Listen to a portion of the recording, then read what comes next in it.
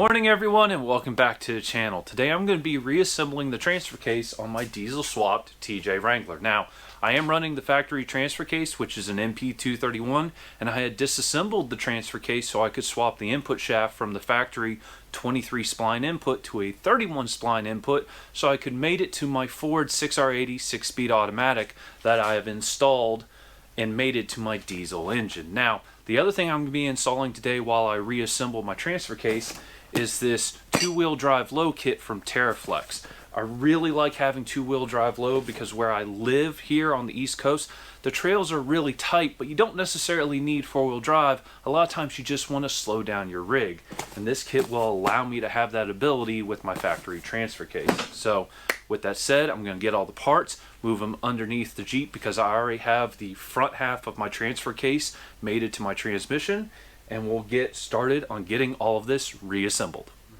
The first thing we need to do is remove the factory shift selector out of our NP231.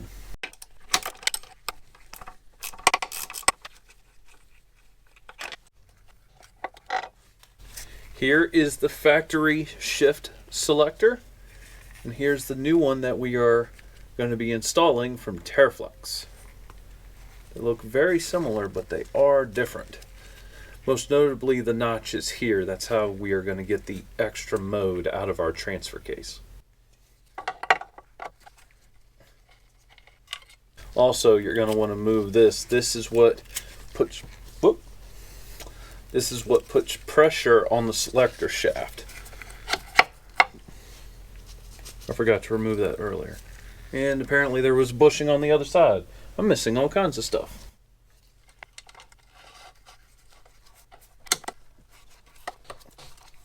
One of the things I forgot to mention is you have to reuse this O-ring and bushing from the factory shift selector. So we're going to reinstall these onto the one provided from Teraflex.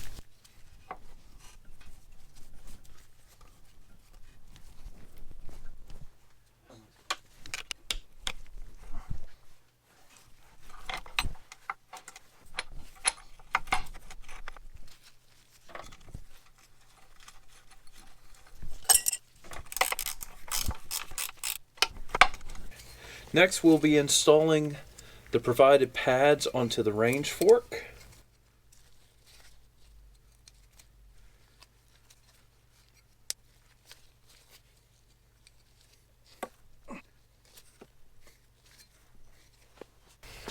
With the pads on, we'll be putting this piece in onto the range fork, making sure this pin here slides into that. And now it's a bit of a balancing game to get everything aligned.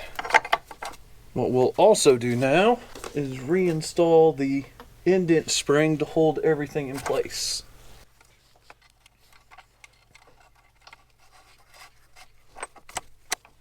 Next, we are going to be reinstalling the mode fork and the mode ring. Next, we are going to install the main shaft, chain, and front output. And this is a bit of a balancing act because you have to lift this, hold your mouth right. Wow, that was almost a little bit too easy. Next, we reinstall the mode fork spring that goes there. One other thing I want to point out real quick. I'm sure someone's going to comment about how loose the chain is. Right now, both of these are not in their actual position because the rear half of the transfer case is off. So this will come up a little bit like that, and this will come up like that, and notice the chain tightens up. So having the chain sag a little bit like this is not a problem. Now that I have everything clean, we're going to be applying some Permatex gasket maker around the edge of the case. A little bit goes a long way. Teraflex tells you not to put a bead bigger than 3/16. I'm going to put a little bit all around the case because you don't actually want the gasket maker to get into the case and get picked up by the oil pump.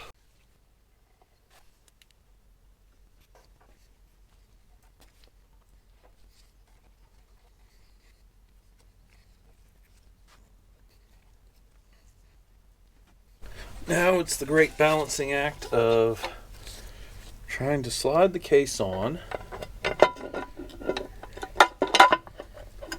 getting everything lined up.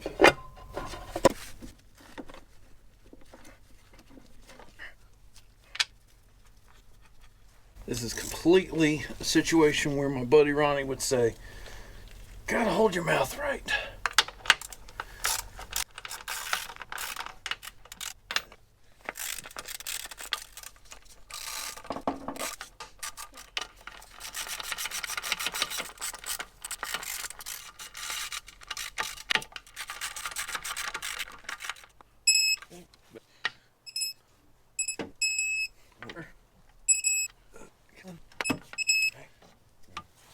Next, we're going to be installing the tone ring onto the output shaft. Quick note, this spins freely right now, but once we torque the output yoke onto this output shaft, it will actually pull the shaft backwards slightly, and this will get held into place.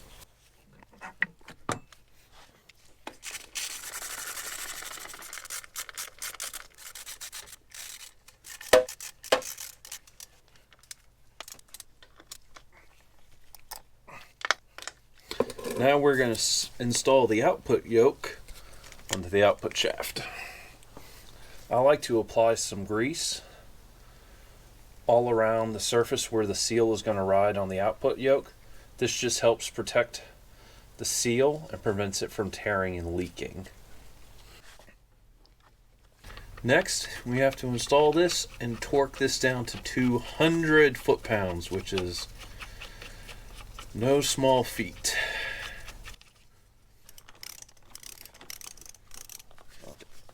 Now, the nice thing is, I can rely on the automatic transmission to help me with this.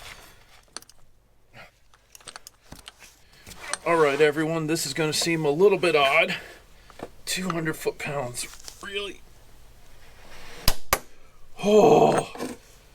Now that we have the rear output yoke installed and the output yoke nut torqued to 200 foot-pounds, I'm going to move the camera and we're going to install the front output yoke.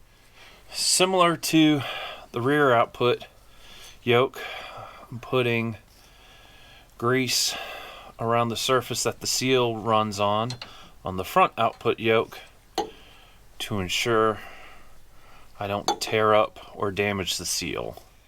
Now the nice thing is I only have to torque this one to about 120 foot-pounds. They say anywhere between 90 and 130, so I went ahead and just set my torque wrench to 120. Sweet! Alright everybody, I have the transfer case reassembled with the Teraflex 2 low kit installed, and I reinstalled my JB Conversion Super Short Slip Yoke Eliminator Kit. I am going to let the Permatex cure overnight before I add any fluid to it, but we're making great progress and we're getting closer and closer to getting my diesel swapped Wrangler back on the road. But hey, it's YouTube, you know what to do. Take out more than you bring, tread lightly, and I'll see you soon. Goodbye.